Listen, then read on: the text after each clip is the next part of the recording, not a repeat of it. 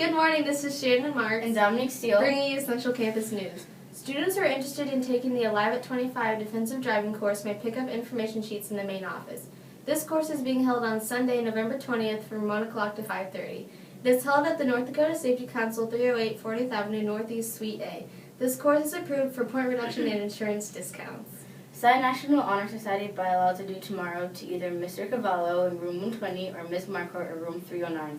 The $10 fee is due when you turn in your signed bylaws. If you missed the sign-up meeting for boys swimming and diving, please see Mr. Disher in room 202. National Honor Society elections are Monday and Tuesday, before and after school in room 120. The driver education classroom, if you are members of NHS, please come to room 120 and cast your ballot. FBLA is meeting on Tuesday, November 8th at 3 o'clock in room 101. All members, please try to attend. Blackout is the theme for tomorrow's night's state football semifinal game. The Magi play the Bismarck Demons at 7 at Dwayne Carlson Stadium for the opportunity to play for the state championship on November 11th in Fargo. Grab your black gear for tomorrow. Minot High School activity passes cannot be used for this game. Happy birthday today to Mrs. Cool, Abigail Carlson, Sarah Cooper, and Seth Thomas. For lunch today is boneless chicken wings, rice, and egg rolls. That's it for today's announcements. Have a great day. I'm Mike Smith, and you're watching The Harbor.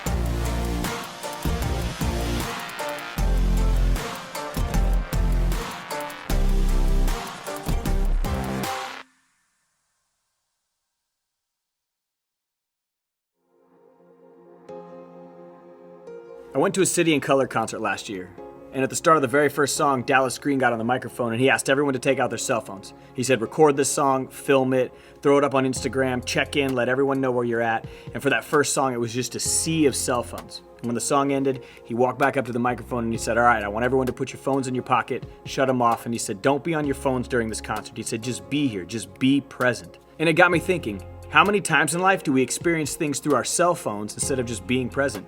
It's like when you go to the zoo. Instead of just being present and looking at the animals, we're looking at them through our screen. Or if you've ever seen a sporting event, people aren't actually watching the game, they're watching the game through their phones. Or someone will go on vacation and they spend the entire vacation uploading pictures of where they're at instead of just being present. It's like we're living life just for the Instagram photo. Why do we feel this need to constantly share every picture, every moment, everything that we do? I think we do it because somehow we believe that it validates this facade that we're living this incredible story. And why do we live for the photo? I think it's because we want to present the world with this filtered version of our life. And it's easy. There's a filter or an app for everything. And I think a lot of you probably filter your photos through 4 different apps before you even post it. And why do we do it? Why do we live this filtered version of our life? I think it's because it makes us feel more beautiful. It makes us feel more adventurous. It makes us feel more artistic. It makes us feel like our life is more exciting. But in reality, it's just a filtered version of our real life. And for some of you, it's not the pictures that you post, but it's that online personality that you've created. And we all know who you are. It's like the person that you are online is nothing like the person that you are in real life. There are those of you out there that will troll all day long on social media. There are those of you sitting there with keyboard courage who will write things online, but you would never be able to say those things in real life. And why do we do it? We do it because we're afraid that who we actually are isn't enough. It's almost like there's this tiny voice in our head telling us if they knew who I was, if they really knew who I was, they wouldn't like me. I mean, some of you girls are terrified at the thought of coming to school with no makeup on because you don't want people to see what you actually look like. And for some of you internet tough guys, you would be terrified for the world to find out how insecure you actually are.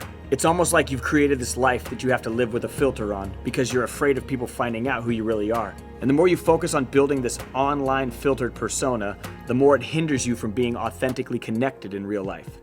Now listen, I hate to burst your bubble, but there are very, very, very few people out there that will ever make a dime off how many followers they have online, yet so many people focus on who follows them. Now, I don't hate social media. I love it. I think it's an incredible way to stay informed, but social media can never truly keep us connected. And that's why I think it's so important to unplug. I think it's so important to take time to do a digital detox. And it's not just an opportunity for me to connect with my friends. It's not just an opportunity for me to connect with my family, but it's an opportunity for me to connect with myself. You know, I get rid of all of my apps. I put away my laptop. It's not just my phone and my computer. I get rid of all screens. It's a chance for me to recharge. It's an opportunity for me to regroup, and I begin to find this new rhythm to my own life. So I want to challenge you. Take a digital detox, maybe for a day, a week, or even a month. Have you ever wondered what life could be like if you were brave enough to live unfiltered? What if you could just unplug?